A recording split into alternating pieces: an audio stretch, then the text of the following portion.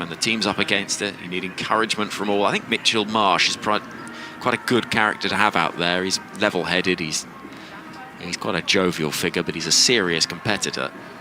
What you don't want is panic. No, although there's still 5.4 overs to go. India on 159 for 3. So what you're saying is panic? Yes. Here comes Mitchell Starc, bowling to Surya Kumar, who's edging and gone. Reaching for a ball that might well have been signalled wide. And he'll be really frustrated there because he didn't need to play the shot. And it just loops so gently to Matthew Wade to give Australia another wicket. 159 for 4. And that will very much help proceedings as a gentleman in a suit made up of the Australian flag waves an even bigger version of it. And it's that cutter again that does the business. Yeah, it's actually surprising that Mitchell Starc didn't go to anything like this against Rohit Sharma in those first, or in that second over as his, the third over of this innings. Just kept bowling full and quick, and Sharma was good enough to whack it out the ground. But they're taking the pace off the delivery and bowling it really wide to Surya Kumar, meaning that he has to try and generate the pace on the delivery. He did it earlier in the over, but the length was shorter and it was a touch straighter. If you can get that ball pace off out towards the wide line, it can be very tricky for batters who want pace on the ball to generate anything from it, and that's exactly what's happened there. And by bringing Mitchell Starc back here, Mitchell Marsh is saying, I need to take wickets. Wickets are the only way that I'm going to slow this scoring rate down, and Mitchell Starc has another. Hardik Pandya gets a big cheer as he comes out to the middle to join the action. He scored 50 unbeaten against Bangladesh, and he's a sort of 159 for 4. Mid-off is up inside the circle. It's driven through the offside and beats, or half beats the dive of backward point for an easy single to get Hardik up and running. 160 for 4. 2 balls left of the 15th over. What will Australia feel is chaseable, do you think? Well, they're going to have to think that anything's chaseable, because if they don't, they're out the tournament, aren't they, pretty much? No, not quite. And it isn't quite... Depends if Bangladesh beat Afghanistan. Yeah, there is. So the table looks like this. It is slightly complicated. And we have actually got a bit... No, don't be, because we need to keep on explaining this. And there is a video on the TMS Twitter account, X account. Dubé waiting on 18. Full delivery. That's well bowled by Starc. And Hardik will have to just accelerate a little bit to run through for that single. 161 for 4. So at the moment, India top of the pile on 4 points. Australia are second on 2 points, but they've got a significantly superior net run rate to Afghanistan. If Australia were to be really heavily beaten in this game, which looks plausible at this point, that could see the net run rates come pretty close together between Australia and Afghanistan. And if by any chance Australia was so heavily beaten, it could mean Afghanistan's net run rate would be ahead of them by the end of this game. Here comes Mitchell Starc to conclude the over, pushed through the offside by Hardik Pandya. He'll get a single to keep the strike. And it is 162 for 4. 15 overs gone, 7 coming from the over. Starc's bowled out, 2 for 45.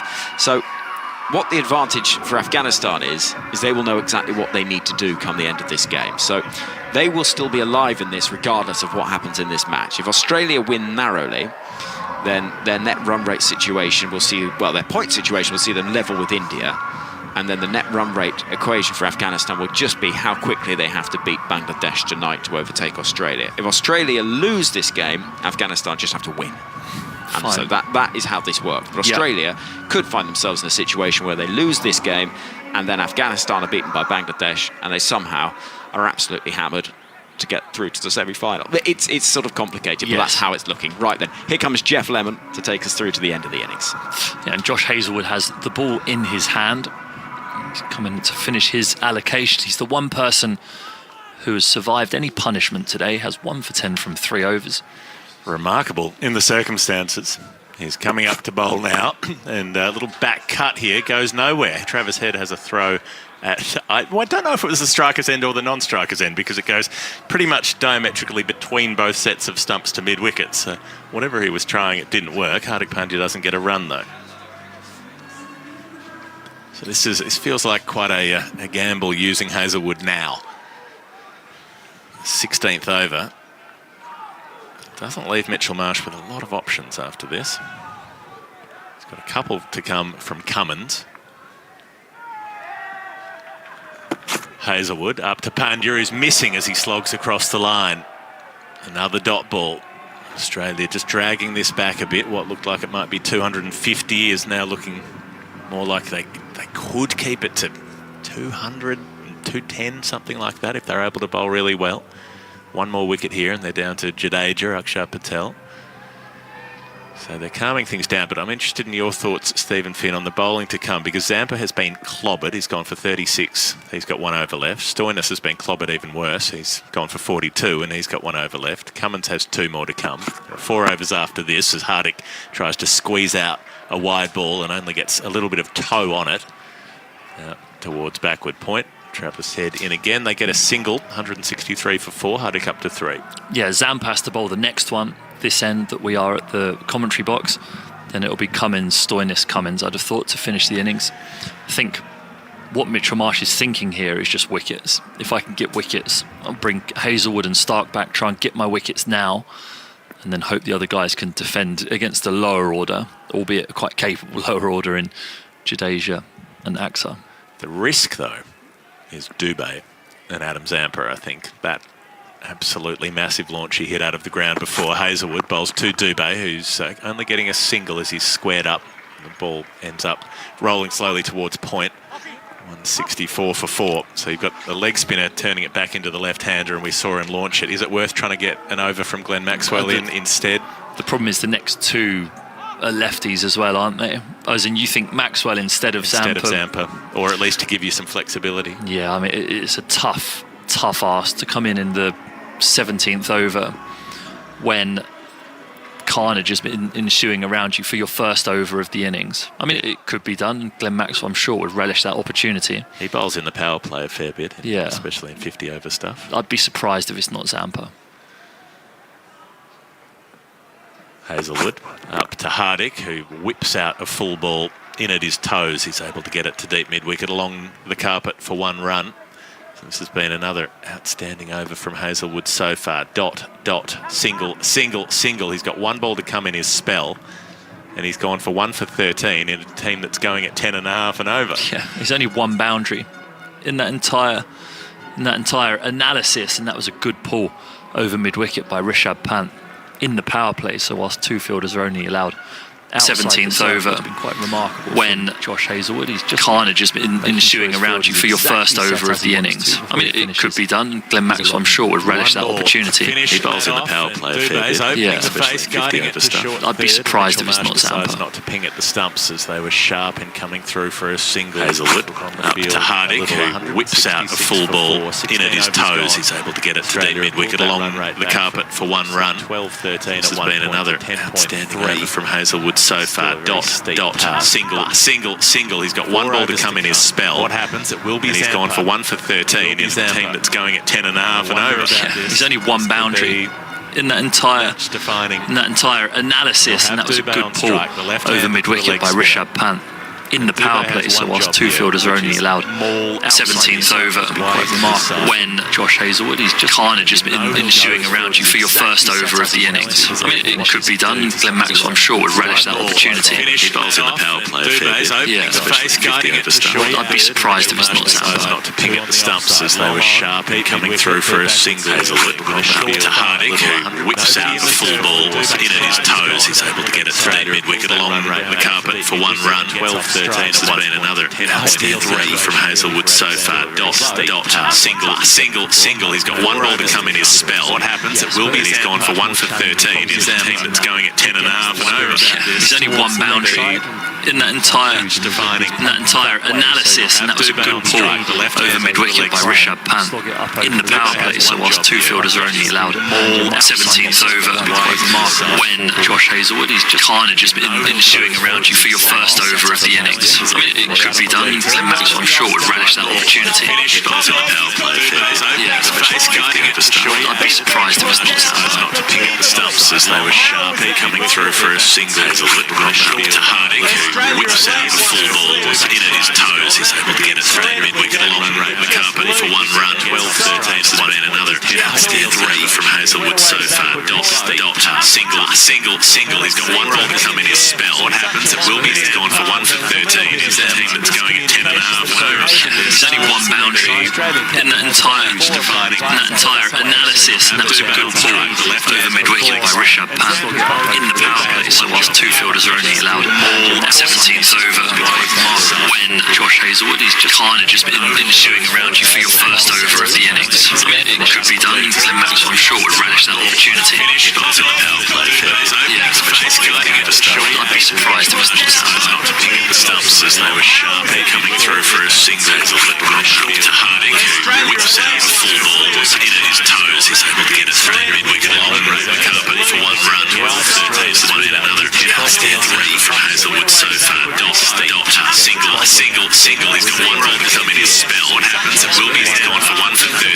His team's going at 10.5 overs. There's only one boundary in that entire analysis, and that was a good ball left over mid-wicket by Rishabh Pant in the power play. So whilst two fielders are only allowed more 17th over, when Josh Hazlewood is just kind of just been ensuing around you for your first over of the innings. It could be done. Glenn Maxwell, I'm sure, would relish that opportunity.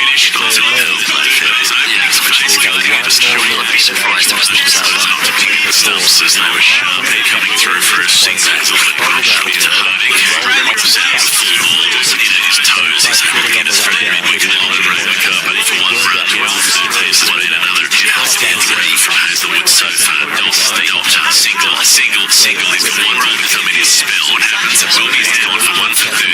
His team's going at 10.5 overs. There's only one boundary in that entire analysis, and that was a good ball left over mid-wicket by Rishabh Pant in the power play. So whilst two fielders are only allowed more 17th over, when Josh Hazlewood is just kind of just been ensuing around you for your first over of the innings. It could be done. Glenn Maxwell, I'm sure, would relish that opportunity. I'd be surprised if it was not happening. Stumps as they were sharply coming through for a single to Harding, who whips out the full ball in his toes. He's able to get it through mid-wicket and break the carpet for one run. 12 one in another. Three from Hazlewood so far. Dot. Single is the one run to come in his spell. What happens? It will be down for 1 for 13. His team's going at 10.5 overs. There's only one boundary in that entire analysis, and that was a good ball left over mid-wicket by Rishabh Pant in the power play. So whilst two fielders are only allowed more 17th over, when Josh Hazlewood is kind of just been ensuing around you for your first over of the innings. It could be done. Glenn Maxwell, I'm sure, would relish that opportunity. I'd be surprised if it was not happening. Stumps as they were sharply coming through for a single to Harding, who whips out the full ball in his toes. He's able to get it through mid-wicket and break the carpet for one run. 12 single is the one run to come in his spell. What happens? It will be down for 1 for 13. His team's going at 10.5 overs. There's only one boundary in that entire analysis, and that was a good ball left over mid-wicket by Rishabh Pant in the power play. So whilst two fielders are only allowed more 17th over, when Josh Hazlewood is kind of just been ensuing around you for your first over of the innings. It could be done. Glenn Maxwell, I'm sure, would relish that opportunity. Low full cost and comes way down the ground, not with much time. They'll only get a single for a single to delivery by delivery. Let's find it. Held into about 8 gives the something to make post the play. Or worst case, they can get close to it. Hard again that one. Keeping that in this game. Hanging over the coach at 174 for 4. Blue Bay on 76.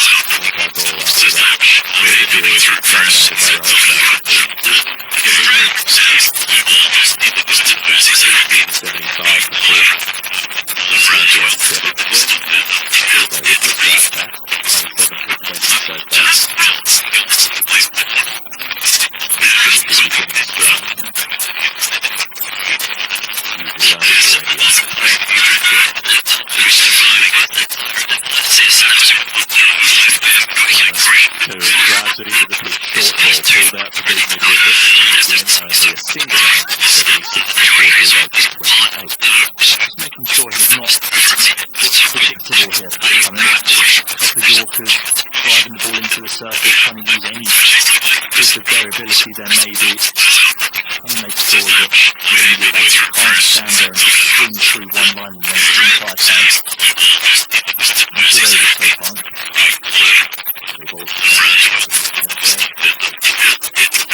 Right arm over to the right-handed Panya. Throw ball bouncer, forehands it over cover. He's got a decent piece of it. It skips onto the rope.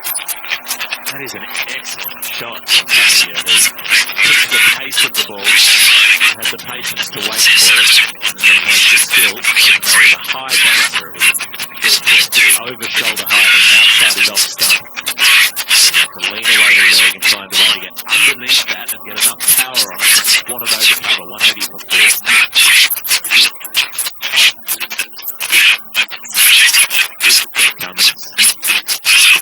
Finish off the over, full lash down the long off for 1. The over goes for 10, and that is the rate that India have been going at throughout. 181 for 4 after 18 overs. He's got a bit of a bum deal, Pat Cummins. In the power play now, he's got 2 at the death. He's one of Australia's best ever bowlers, but even when you are that, you're not spared the punishment in a situation like this. And it's been remarkable hitting, especially from Rohit Sharma. That 92 is something quite magnificent. 8 6s. In amongst that innings, the ability that India have with their all-rounders and the lower order as well, with Pandya, Jadeja and Axar Patel still to come, they still have the power to be able to make sure that their batters can take advantage of the good start all the way through the innings. And now Marcus Stoinis will be bowling here, a mixture of slow balls and Yorkers, and you'll be looking to line them up. Pandya on 12. Waiting for Stoinis, right arm over, wide of the stump, crashed away over cover for 6. I did wonder about going back to Stoinis, who's been batting today, and there is something that seems very unimaginative when you're getting smashed around if you have 5 bowlers who have bowled their 4 overs. Who wonder why some thought of changing things up, bringing on a Maxwell or even Tim David, somebody to do something different. Remembering that when Maxwell got Rohit Sharma out in that World Cup final, it might have been something to make him rethink his approach slightly when he was going all guns blazing. 187 for 4, Stoinis to Hardy, who clears the front leg, slams him down the ground for 6. 193 for 4. Hardick up to 24. He's doubled his score in 2 balls. Yep, he's in the mood here, Hardy. You could see the last over. He was frustrated that he didn't connect with a couple of those fuller balls from Pat Cummins, but slightly slower and the length slightly further back here from Marcus Stoinis, meaning it's just easy for Pandya to stand there, keep his eyes level, swing through the line of the ball, which is better than the other day here, definitely, to be able to play shots like this. Stoinis has gone 6-6, he's under pressure. Stoinis up now and trying to play the same sort of shot. Hardick, but it's a little fuller and a little straighter, and he's only sort of squeezing outside edge to cover. Going through for a single. 194 for 4. He's up to 25. Hardick, we've almost caught Dubé on 28. Screaming at himself there, Hardik Pandya, frustrated that he missed out. He felt that one was there to hit for 6. Screaming at himself, wants to make an impact in this World Cup. Stoinis mops his brow. A little moisture on the ball, rubs it on his trousers. Trying to compose himself. He's got the left-hander to bowl to now. Stays over the wicket. Bowls in at leg stump. Dubé clips him off his legs to deep in wicket. He's caught. Warner takes the catch diving forward. And as happened in one of Stoinis' earlier overs, he gets absolutely clattered and then takes a wicket. David Warner takes the catch and just rolls the ball back underarm to the middle and doesn't move from his position. No coming in to celebrate in the huddle here. Stark is staying out there at long on. The backward square is sort of tentatively walking up towards the edge of the circle, but probably won't bother going further than that. And short fine leg stays exactly where he is. The others come in to chat and meet with the drinks waiters. But a big wicket has gone down, 194 for 5. Sivan Dube out for 28. He never really got going, Dube. A couple of big shots off Adam Zampa, but outside of that, he's thrashed around furiously. Hasn't managed to score at too much of an extraordinary rate, not like we've seen other people today so far. But again, it's that foundation that India have laid. 194 for 5 now. 8 deliveries left. There's a better line by Stoinis, actually. It was on the heel of Dube, so all he could do was jam down on the ball and chip it out towards deep mid-wicket. When the ball's outside off stump, like they were to Pandya, you get a free, full swing of the bat. Almost like a golf shot out there outside off stump. So that leg stump or the heel line is the one that you want to try and persist with, especially when hitting into that wind. So another left-hander in Jadeja has come in. Useful late in an innings. Rifle the ball to the boundary. He's got his eye, backs away and has a big swing and misses this one. It goes just past his off stump from Stoinis. They're trying to manufacture something. One ball to come in the 19th, 94 for 5. Good reply from Stoinis here. Good Yorker dipping under the bat of Jadeja. Through to the wicket keeper. So he's gone 6-6 and then 1 wicket dot. Finish the over on a somewhat positive note and try and give Pat Cummins the opportunity to keep it below 200.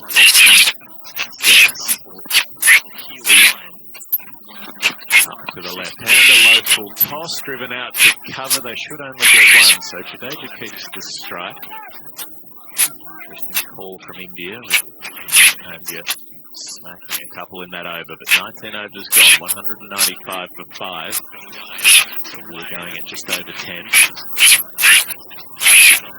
Australia, if you took them back to where Rohit Sharma was rampaging along, they would have taken this, probably. Yeah, and they'll know that it does look like a decent surface. I don't think it's perfect.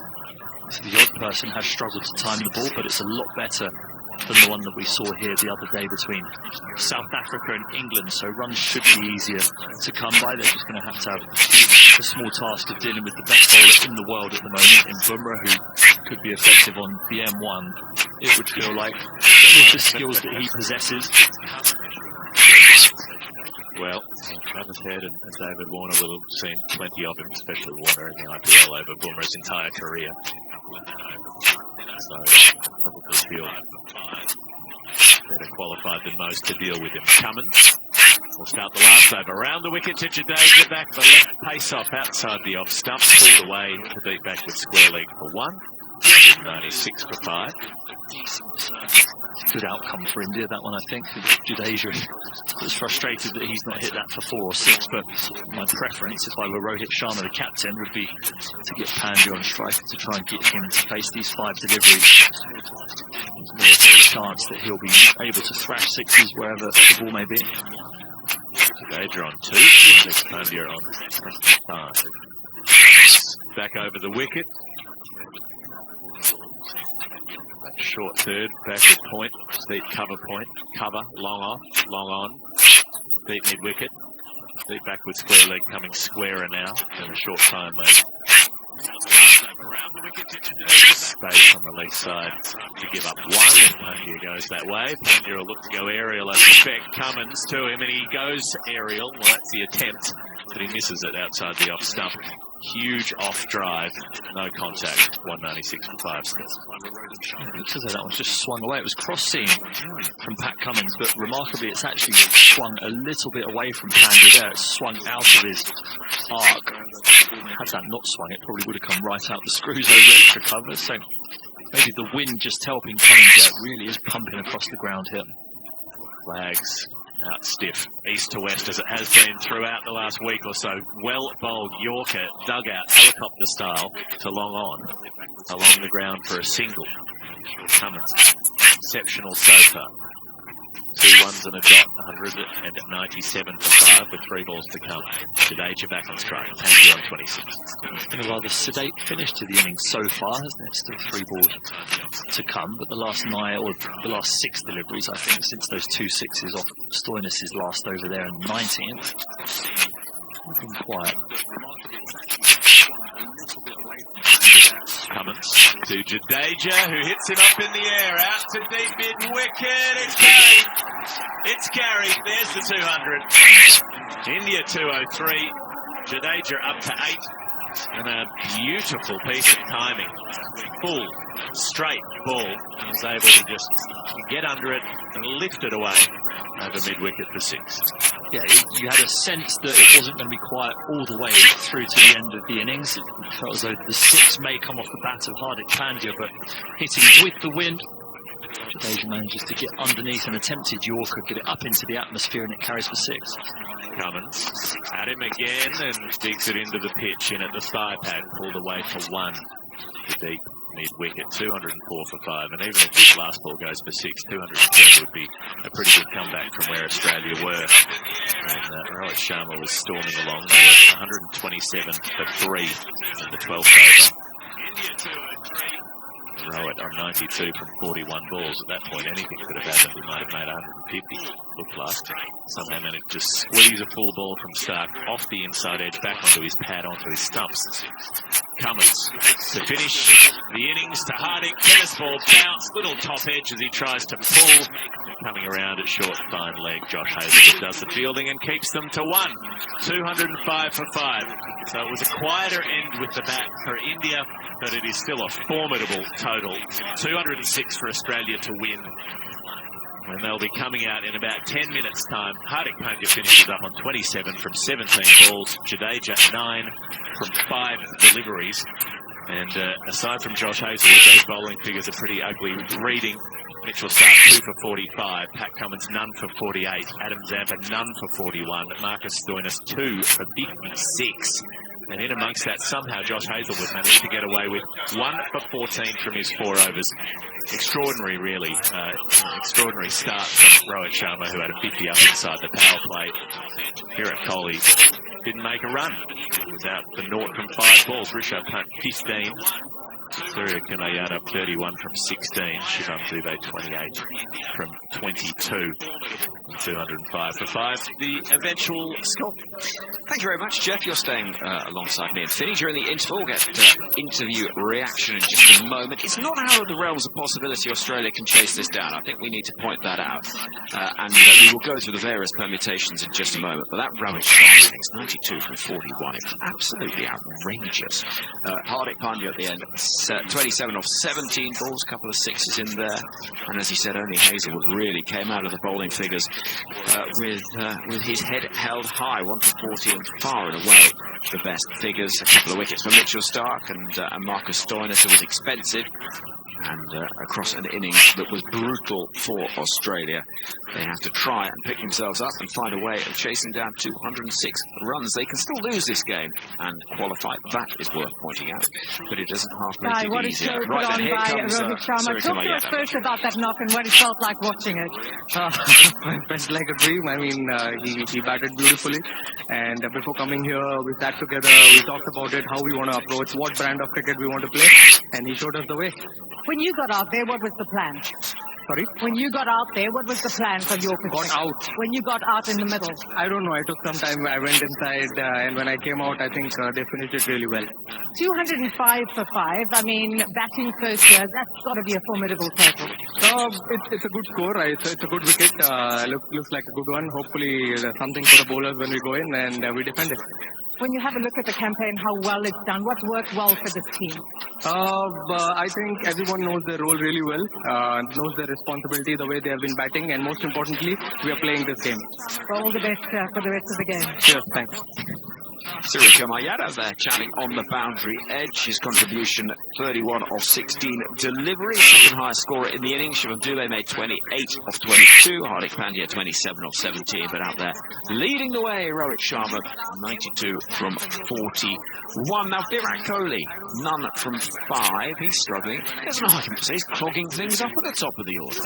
Well, look, he just didn't get an opportunity to get going today. As soon as he played a shot, he was out. It was a an amazing catch, actually, from Ken David. The ball was hanging in the air, but it didn't look for a minute like David was going to be able to make up enough ground to get there. So I think you can cite him a little bit unlucky, but there is that sort of argument that goes back and forth about whether the older players are too old and the young guns of the IPL should be brought in. But they were saying the same thing about Rohit Sharma about 3 days ago, and he's just come out and played one of the innings of his life. So I think if you've Kohli's got enough credits in the bank in the past to say that you deserve to be there and that you can be an asset more often than you can be a liability. Philly, what did you make of that performance from India? Because it was brutal at times out there. It looked as though someone had given a team talk before the game, saying, "Remember the final in November in the 50 over World Cup, where India let that one slip in front of such a huge crowd. They'd have felt that this is a good opportunity to get some degree of vengeance for that result there, and that was against all the odds that Australia did that as well. So, I thought it was excellent innings. The pitch looks better than what we saw the other day between England and South Africa here on this same exact surface. It looks as though Townsend's been to work on the pitch and it's holding together a lot better. So it's not outside the realms of possibility that this could get chased down by Australia, but they need to get a really good start and then coming up against a very, very good bowling attack in India. I think the one thing Australia would have, and I'm sure they'll be upbeat in the dressing room, that's sort of the way that David Warner is particularly. A lot of it will rely on him playing well at the top of the order. They'll have Warner and Travis Head, having been through the IPL, having been seeing 200 scores every other game, and having scored, particularly Travis Head's remarkable IPL season when he was such a fast scorer. They'll remember that start they had against England, which was only a couple of weeks ago when they came out of the blocks and scored 70 off the first 5 overs, I think it was. So they'll know that they have that ability if they play as well as they can. Of course, they'll have to face Bumrah in the power play. Be surprised if India don't use him up top to try to stifle that opening partnership. But I think they'll know that if they start well, this is possible. If they don't start well, they could be blown out of the water. Speaking of Jasprit Bumrah, Finney, his tournament has been quite phenomenal, and his bowling economy of 3.42. Well, it makes Josh Hazlewood, who's just gone at 3.5, look expensive, doesn't it? It you does. think how well Hazlewood bowled there. Yeah. Bumrah's done it in every single game. It did make me laugh when we were in the car on the way this morning. I thought you might bring this up. Yeah, well, go on. Well, my test economy bowling economy rate is more than Jasprit Bumrah's in this T20 World Cup.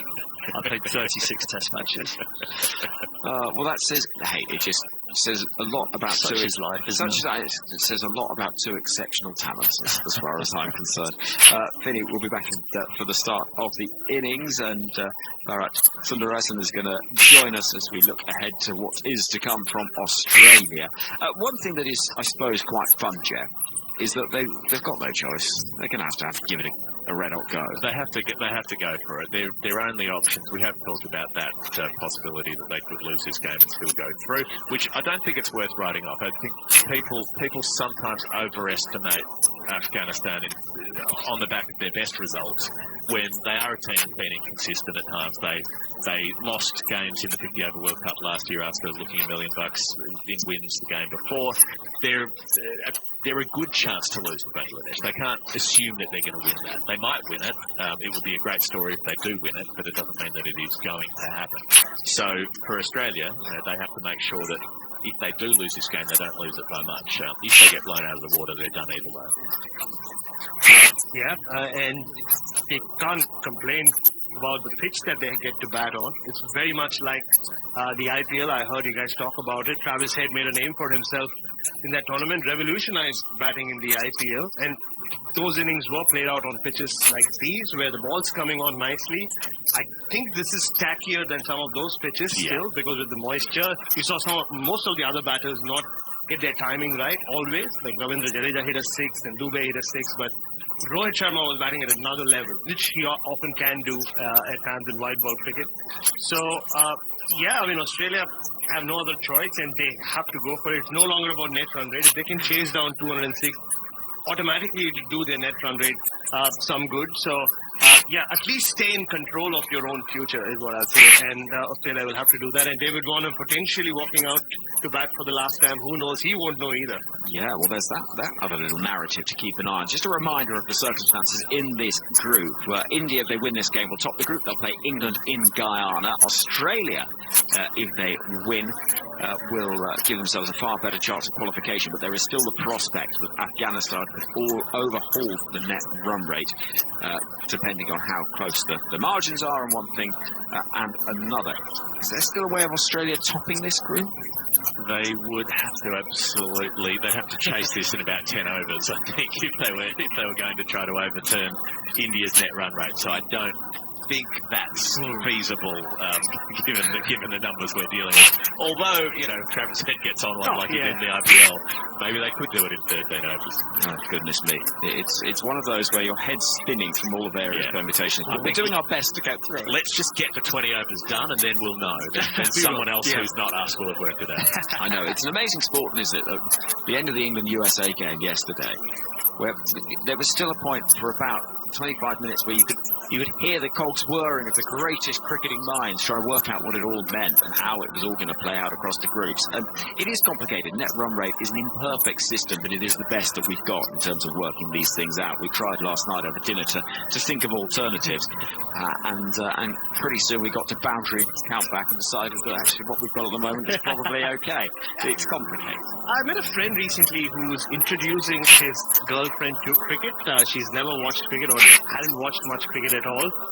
And he's taking an interesting route to introduce her to cricket through net run rate.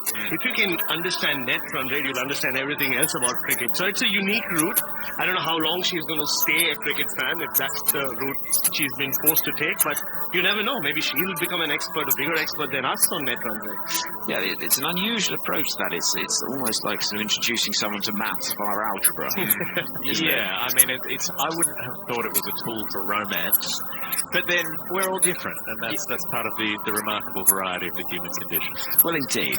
So 100, forget 100 if only, 206 for Australia to chase down inside 20 overs. It's not going to be straightforward, we know that. But Travis Head and David Warner, as they stride to the middle, have a reasonably straightforward task in the sense that they know exactly what they've got to do. Bharat and 10.3 runs and over will take some getting, and India will see this as a big opportunity with their star fast bowler Jasprit Bumrah in particular looking to underline their dominance and superiority, which has really shone through against everyone in this tournament so far. Led by Bumrah, he's been at his absolute best, missed a lot of cricket the last 2 years, almost an entire calendar year with his injury issues. Now he's back and almost better than ever. We saw him in the test series against England producing some magical spells, even though the talk in the lead up to that series was all about the spinners. And he's done it again. That Pakistan game, the way he turned that around, getting rid of Mohammad Rizwan at a point where Pakistan looked well on course to chase down India's modest total in New York. Then it's not just with Bumrah though. Kuldeep Yadav has a very good record against Australia, so he'll play his role in the middle overs. Jadeja has got a great record against Australia. And the one good thing for Australia is they have, in the last 12 or so months, ever since Travis Head came back into the T20 setup, gone only one way about it, which is bang, bang, bang at the top. It's Warner, Head, Marsh, Maxwell.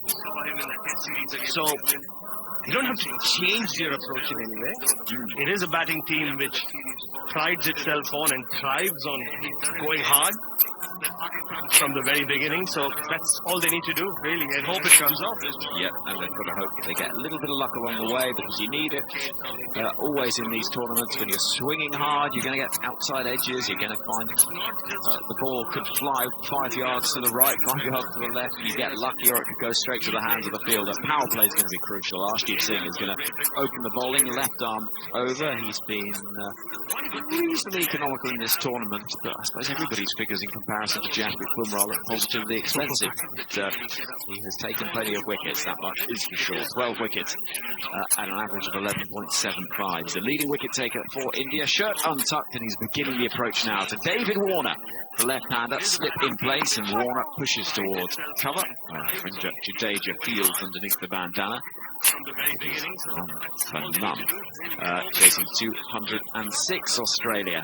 So it is potentially a significant day in the history of Australian cricket if this is to be the farewell of one of the all-time greats in David Warner, who's scratching away at the crease in the distance. Yeah, and like I said, he would know. You won't know. So it's whether David Warner would have caught a guard of honor, we don't know either. Even if, say, this was to be his last game. Arshdeep Singh runs in, and Warner again slashes through the offside. This time he does beat the fielder, and it's Jadeja running for all he's worth. Becoming such a good fielder. He's lightning quick, his throw's strong, and it's accurate as well. 2 without loss. 204 needed from 118 deliveries.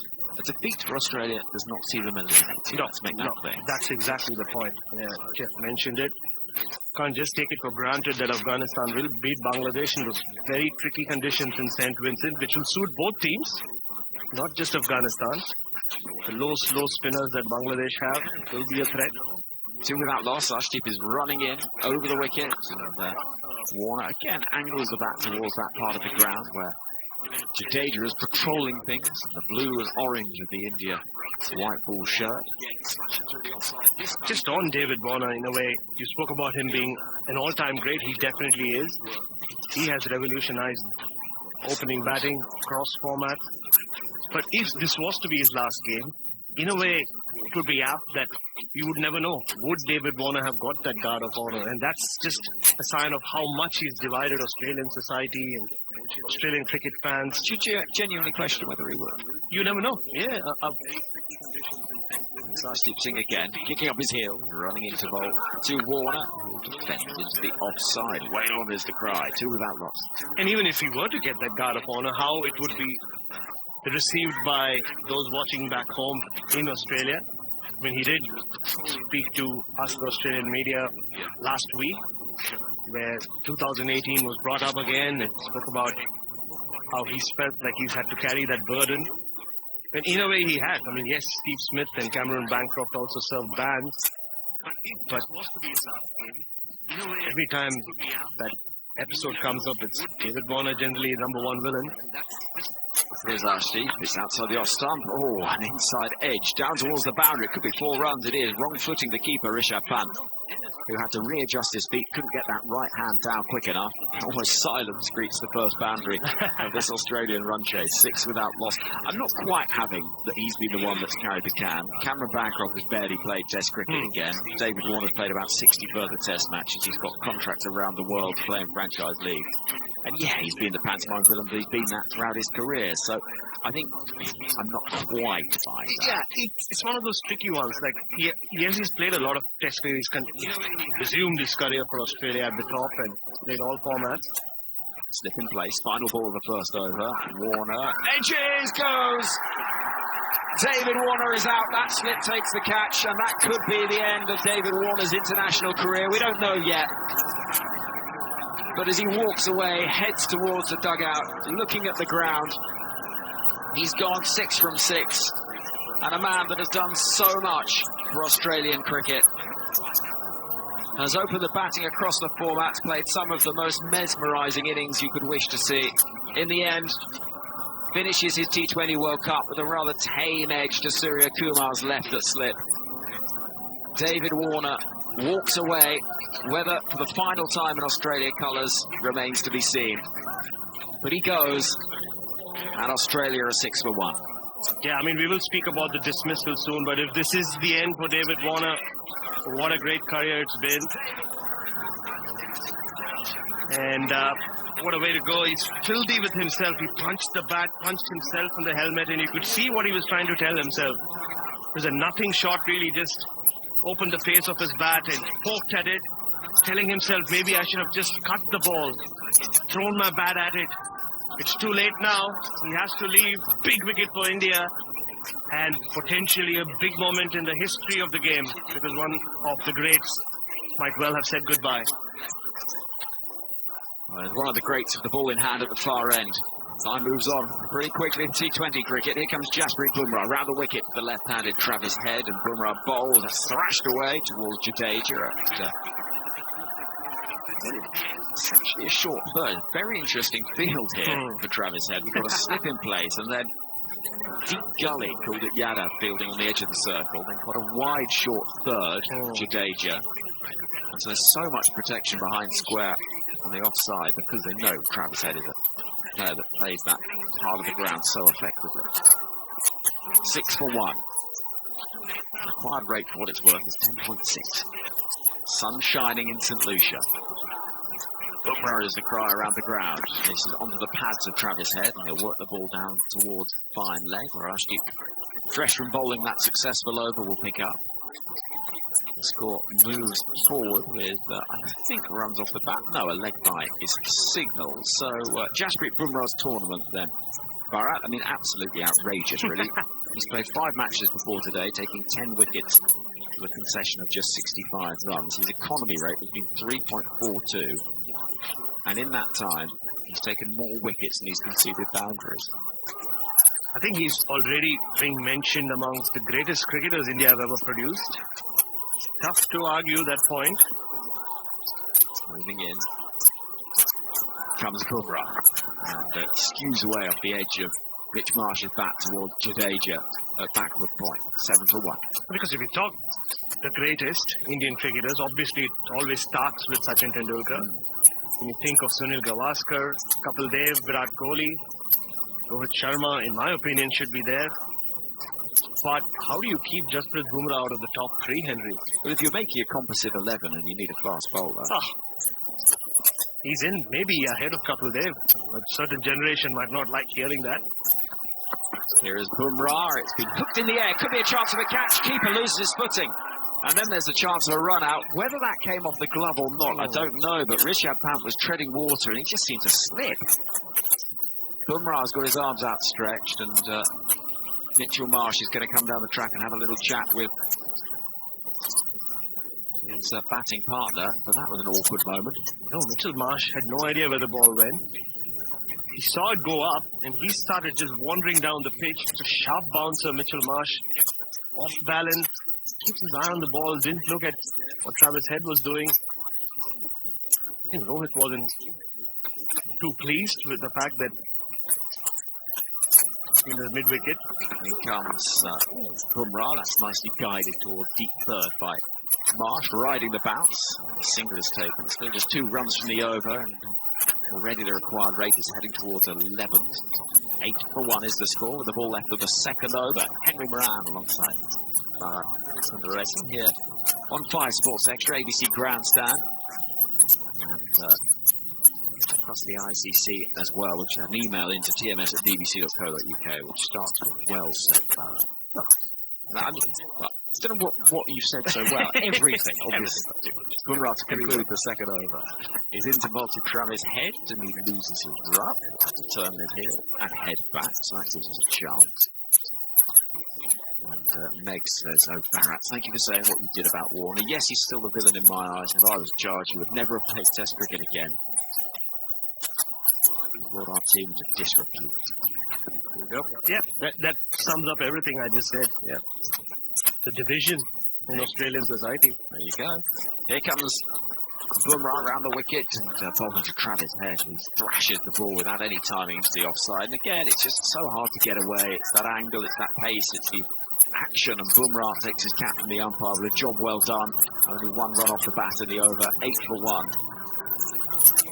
And at this stage, although remarkably, Australia are ahead of where India were. We're at 6 for 1. It was all about to get a bit messy. That third over went for 30. Yeah, and we spoke a lot about David Warner and him getting out. Really nice piece of bowling from Arshdeep Singh. This is what it is this ability that fast-tracked his way into the side from junior cricket. Swings the ball, has the temperament and the nerve to bowl in the depth. He always takes early wickets. We saw that against Pakistan 2 years ago at the MCG and many times already in this World Cup. And he's done it again. Wicket in his first over and a big wicket of Warner.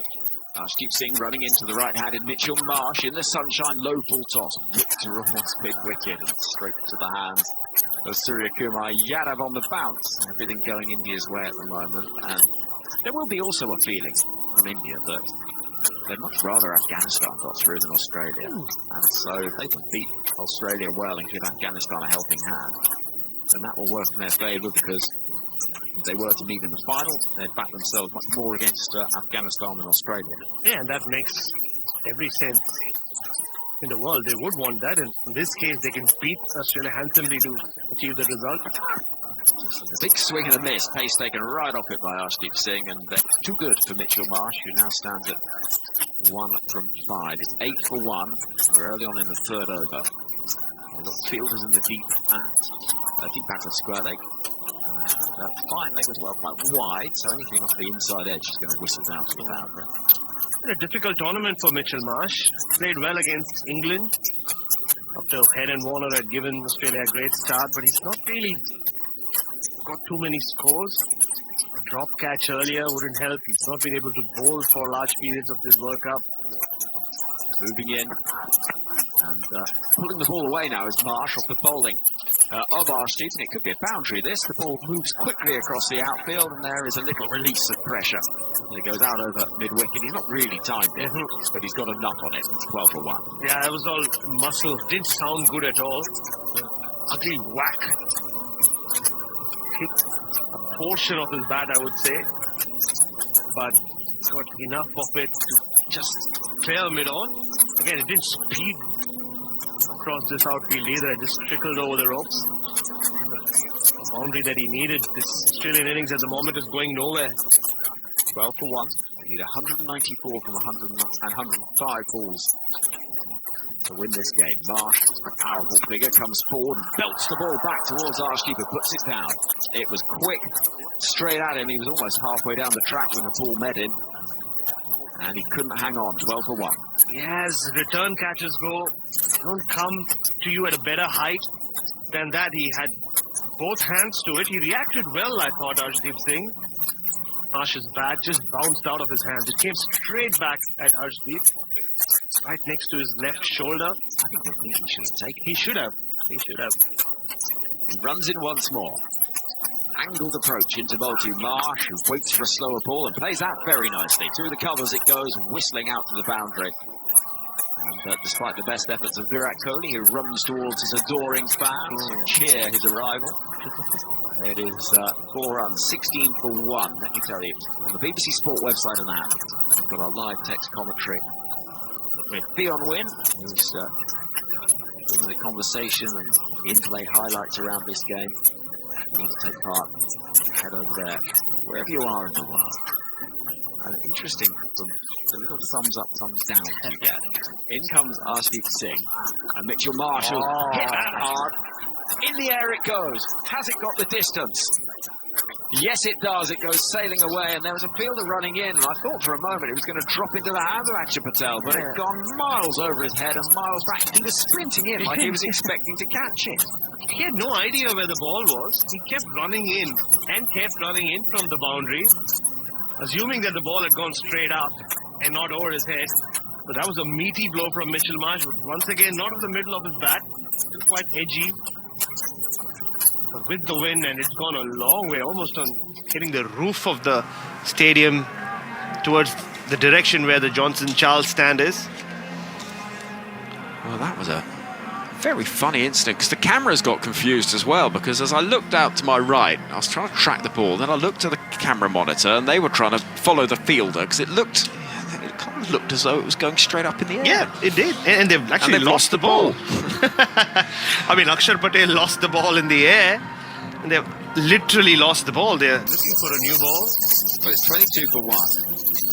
We know that after 3 overs. 184 needed from 102. But as I was saying, the thumbs up, thumbs down, it's an indication maybe of the audience feeling. And the quote that we had, which was, it could be the final time we see Warner in Australia's shirt, and what a career it's been. And the thumbs up's at 141, and the thumbs down is at 87. So, and it's a primarily British audience. But here it goes. Yeah, not bad, though. Yeah, I think you'd probably take the 89, because I think the thumbs down's for what a career it's been, probably, as much as anything. and for everything David Warner gets from an English perspective. The roof of the stadium fans over the years, towards the direction where the Johnson Charles stand is. Just to stir the pot a little. That the ball was changed, but the Australians were very funny instincts. The cameras got confused as well, because as I looked out to my right, I was trying to track the ball, then I looked to the camera monitor and they were trying to follow the fielder because it looked as though it was going straight up in the air. Yeah, it did, and they've actually lost the ball. I mean, Akshar Patel lost the ball in the air. Arms wheeling. They've literally lost the ball there. Saying, I don't care what record you've got, I need runs here. And the Australian touring group in yellow over to the far end of the ground with Merv Hughes as part of their contingent. Well, they enjoyed that. 26 for 1 early on in the fourth over. 180 needed from 101. Even if you are just with Bumrah, you bowl width to Travis Head. He will smash you for a boundary. Enough width and got under it. Nicely done. So it was odd field with 3 behind square on the offside, but Head goes into the leg side, pulling the ball out through mid-wicket, and memories of Ahmedabad suddenly. The roof of the stadium fans over the years, towards the direction where the Johnson Charles stand is. Just to stir the pot a little. That the ball was changed, but the Australians were very funny instincts. The cameras got confused as well, because as I looked out to my right, I was trying to track the ball, then I looked to the camera monitor and they were trying to follow the fielder because it looked as though it was going straight up in the air. Yeah, it did, and they've actually lost the ball. I mean, Akshar Patel lost the ball in the air. Wheeling. They've literally lost the ball there.